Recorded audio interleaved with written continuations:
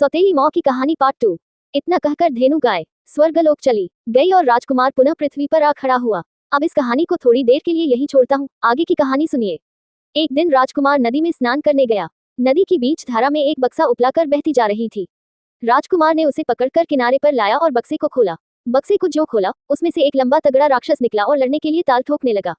राजकुमार ने उसे काफी समझाया पर एक न मानी। अंत में राजकुमार ने धेनु गाय हो याद किया जब माँ बूढ़ी गाय। राजकुमार में अचूक शक्ति आ गई। राजकुमार ने राक्षस से हाथ मिलाया और नदी के पाट पर उठाकर धोबिया पाट पटकने लगा। 2-4-10 पटकर जब खींच कर दिया तब राक्षस हाथ जोड़ने लगा, मुझे माफ कर दो राजकुमार, अब ऐसी गलती कभी नहीं करूंगा। राजकुमार ने छोड़ दिया। पुनः उसे बक्सा में बंद करके नदी की धारा में छोड़ दिया। दूसरे दिन राजकुमारी दूसरे घाट पर स्नान करने के लिए पहुंची। उसी प्रकार बक्सा को आते देखी और बक्सवे को पकड़ कर लाई। जब बक्से को खोली तो उसमें से राक्षस निकला। जब राक्षस ने राजकुमारी को देखा तो प्रेम विभोर हो गया। अब राजकुमारी को डराने धमकाने लगा, तुम्हें मुझसे प्रेम करना होगा, अन्यथा मैं तुम्हें जान से मार डालूंगा। राजकुमारी बोली, मेरा भाई जब जानेगा कि मैं तुमसे प्रेम करती हूँ तो वह मुझे जिंदा नहीं छोड़ेगा।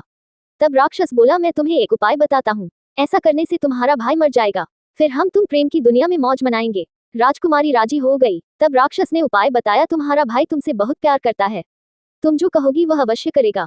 उसे कहना जंगल में से बाघिन का एक बूंद दूध ला दीजिए, वह ज्यों ही दूध लाने जाएगा उसे जंगली जानवर मारकर खा जाएगा। राजकुमारी ने घर जाकर अपने भाई से ऐसा ही करने को कही। राजकुमार सोचा बहन को कोई आवश्यकता पड़ गई होगी, इसीलिए दूध लाने को कहती है। राजकुमार दूध लाने के लिए जंगल की ओर चल पड़ा। जब वह जंगल में पहुंचा तो देखा कि बाघ बाघिन का बच्चा मांद पर खेल रहा है। एक हिंसक जानवर बाघिन के बच्चे को मारने के लिए दौड़ा आ रहा था। तभी राजकुमार ने बाघिन के बच्चे को लेकर एक पेड़ पर चढ़ गया।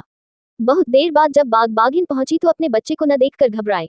जब बाघिन की नजर पेड़ पर पड़ी तो एकाएक राजकुमार पर टूट पटकी, परंतु बाघिन के बच्चे ने कहा, इसे मत मारो, इसी ने आज हमारा जान बचाया, वरना एक जानवर मुझे मार डालता।